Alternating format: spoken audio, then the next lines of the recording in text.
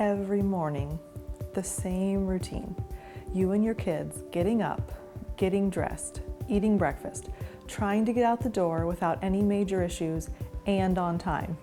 Here are some practical suggestions based on play therapy principles that can be implemented immediately to help address this commonplace struggle. The first thing that's very helpful in this situation is setting expectations. These need to be done clearly and several times often. Sometimes you have to repeat it more than once so you make sure that the children are understanding what the expectations are. And another important element is to make sure that it's in a neutral time and place. So not in the morning when you're trying to get out the door, not when someone is in a bad mood or hungry or tired, but a very neutral time on a Saturday afternoon or at dinner one night, sometime when all of you are feeling well, all of you are receptive to having a conversation. And that's when you discuss the new rule about the morning routine. So an example might be, we are establishing a new rule that affects all of us in the mornings. So you might say that several times, like I mentioned. Make sure they realize that this is an important rule that's being established, and they need to clearly understand what the rule means. So if that means explaining it several times in different ways for different ages, making sure that all of the children understand the consequences and the expectations. So limit setting is another way that you can address these issues. It's a very specific method that uses very clear language, and you basically are giving conditional statements for following the limit or breaking the limit. So it might be like this: if you choose the positive behavior that you want, then you choose the child's currency. And I'll explain what that means in just 1 minute. So if you choose the positive, then you choose the currency. If you choose the negative, then you choose the consequence. So let me share an example with you about how that works with my son. My son is 2.5, and he loves to color with crayons, with colored pencils, with markers, to paint. It doesn't matter. He loves making art. Unfortunately, what that means is he also loves exploring where he can use all of those implements for writing. So often he will be coloring on his paper like he's supposed to be, and the next thing you know, all of a sudden there's crayon on the floor or marker on the table or whatever. And so what I will often say to him, I set the limit. So I say, Kane, if you choose to color on the paper, you choose to color with your markers. If you choose to color on the floor, you choose for mommy to take your markers away.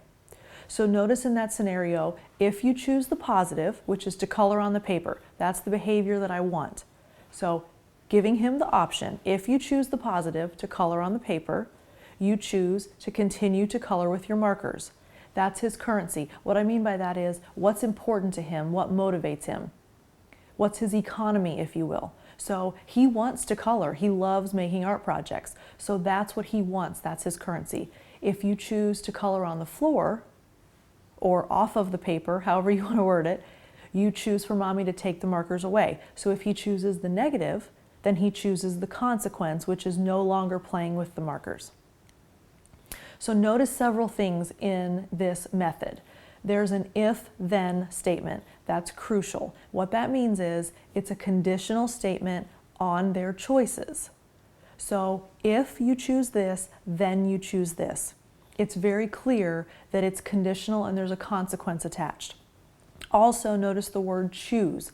It is very clear that the child is responsible for the decision. In other words, I'm not saying, if you don't stop coloring on the floor, I'm going to take the markers away. There's no responsibility in that type of statement. There's no choice the child makes in that statement. That comes out almost as a threat, and a child learns nothing about responsibility and decision-making and consequences if they're threatened. They just learn, Mom can take markers away from me, rather than my actions created the response. So make it sure that it's clear they are responsible for the decision by using the word choose. Notice I used it 4 times. If you choose to color on the paper, 1, then you choose to keep your markers, 2. If you choose to color on the floor, 3, then you choose for mommy to take the markers away, 4. So the word choose is crucial. If, then are also crucial. So as far as getting back to the morning routine, it seems that TV is a common issue. So in the morning, children want to watch TV, which then impacts getting out the door on time. So let me give you an example of how that might work with your children and TV in the mornings. So if you choose to watch TV in the mornings, then you choose to leave at 8 o'clock when it's time for us to go. If you choose to argue about leaving, fight with me, argue, whine, whatever the situation is that your child's doing that's frustrating you, then you choose not to watch TV tomorrow. So notice that it's still the if-then conditional statements, it's still using the word choose, and in this instance, TV is the positive or the negative. So TV as a positive means you choose to watch it, you choose to leave without arguing. If you choose to argue, then you choose to lose your TV privileges tomorrow. And make sure that if you were to set that type of limit, that consistency and follow-through are paramount. So write it down if you have to. If your children choose to lose their TV privileges for the next morning, write it in your planner or on the refrigerator or in your calendar, no TV tomorrow. Because this only is effective if there's consistency and follow-through. If you set that expectation, set the limit, they choose the consequence of losing TV, and you forget and they end up watching TV tomorrow, the entire process was useless. So you have to be consistent and follow through once that consequence is chosen by the child. So following up on that, when they ask to watch TV tomorrow, which they will because that's the way children are, you will respond, I know you wish you could watch TV this morning, but you chose to whine, argue, fight, fill in the blank about leaving yesterday morning. You can choose to watch TV again tomorrow. Notice that you're acknowledging that it was not you taking television away from them. It was their choice to not get out the door on time because they whined, fought, argued, whatever. So they chose to lose their TV privileges, and therefore they have another opportunity again tomorrow to choose to watch TV the following day by their actions. Make sure that what you offer as a consequence, in this instance, losing TV privileges, is actually something that's important to them. So if you say, if you choose to argue and whine, then you choose not to play with your friends later today. If playing with their friends is not important, it's not going to have the same impact. So make sure that you're choosing a consequence that is important to them. And then also make sure what you offer as a currency is something they really want.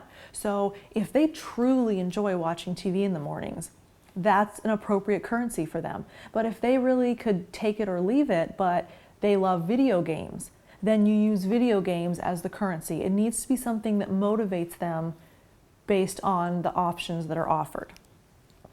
So another option that you can use in this type of scenario is providing children with a measure of control over their circumstances. Parents often easily overlook that children need to have a measure of control over circumstances in their daily lives. Kids are told where and what and why and when and how all day long, from daycare to school to church to wherever they are. Children are given very little control over what happens to them, which is not necessarily a bad thing, but unfortunately that means they don't learn what that means to have any power or control over circumstances. So then in turn, they often end up fighting for power and control over things that they do have some measure of control over, which often is what they will or will not eat, fighting with their siblings, getting in the car without an argument. I mean, those are things that they have control over. They can just say, no, I'm not eating vegetables. So those are things that you will see them exercising their power and their control over because they're not given appropriate opportunities to have control in the rest of their lives. So in order to combat that, make sure that you're offering your children opportunities to be in charge. One of the ways that I have had parents tell me they've had success is giving turns of being child of the day. And basically what that means is they get a little bit of responsibility all throughout the day with certain tasks. So that might be who decides what show we watch this morning. If you're the child of the day, it's your decision.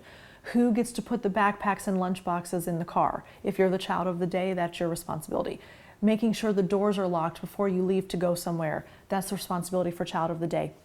It's a reward for them to be able to have responsibility and power. So that's something that not only helps you because it's giving you what you want. I want them in the car, I want my backpacks packed, I want the doors locked, those types of things. But it gives them control over their circumstances. And tasks always make children feel useful and competent. And one of the things I find so interesting is that the dog whisperer will often take dogs that need jobs, and when they go on a walk, he puts a backpack on them and it makes them feel like they're doing something, or he has them pull him on rollerblades. And the point is that there are certain types of activities that make animals of any kind, humans included, feel useful. And so giving children tasks and giving them that measure of control can be very important to them. It builds their self-esteem, it builds their confidence, lots of benefits come out of that. So the more opportunities that you offer them to have control in situations like those, the less likely they will be to fight you for control in other situations, such as getting ready in the morning. And then finally, one last note that I want to share with you, giving choices to your children. So important. It's along the same lines as giving measures of control, but it's an easy way to prevent power struggles, and it empowers kids to make their own decisions. So how might you do that in the morning getting ready? Offer 2 outfits to your child and let them choose which one they'd like to wear. You can also offer breakfast options. You can choose to have waffles or you can choose to have cereal. Which do you choose? Notice again, I'm stressing the word choose. Used it 3 times in that choice. You can choose to have waffles, you can choose to have cereal. Which do you choose? Again, you're just giving them control, you're giving them opportunities to make choices. You might also say, do you choose to watch 10 minutes of TV or do you choose to watch 15 minutes of TV? Now that may seem like a very insignificant choice, but my guess is the child's going to choose 15 minutes and they're going to feel like they got the better end of the deal. Whereas you might have been fighting them because they wanted to watch 30 minutes in the past, which then makes you late. If you say you can choose to watch 10 minutes or you can choose to watch 15 minutes, what happens is both of those are agreeable time spans to you. It gets you out the door on time, and the child is able to say, I got to choose 15 minutes, which was better than 10 minutes. So it's a win-win for everyone. And this is another thing that I thought just kind of popped in my head. You might even say, you can choose to brush your teeth before you watch the show or after you watch the show. And notice that in all of these choices, you're achieving the desired result. They're getting dressed, they're eating breakfast, they're getting their teeth brushed, and you're getting out the door on time. And in all of those situations, you gave them the choice of what they wanted to do. So, but it's making the child feel that he or she has the control and not being forced into complying with rules that they do not agree with or understand. And I have found that explaining to my son what he can expect is very helpful in getting him to comply. So for example, if he's playing with trains and I want to leave, I might say, okay, 2 more times through the station. Because the alternative is just picking him up and saying, let's go. Imagine how that would feel to be in the middle of something that you think is important and someone drags you away from it without warning. So being clear and upfront about expectations is crucial, and giving them awareness of what's about to happen. So in the morning, your first and most important step tomorrow is to set the expectation of what you want in a calm, respectful, neutral manner.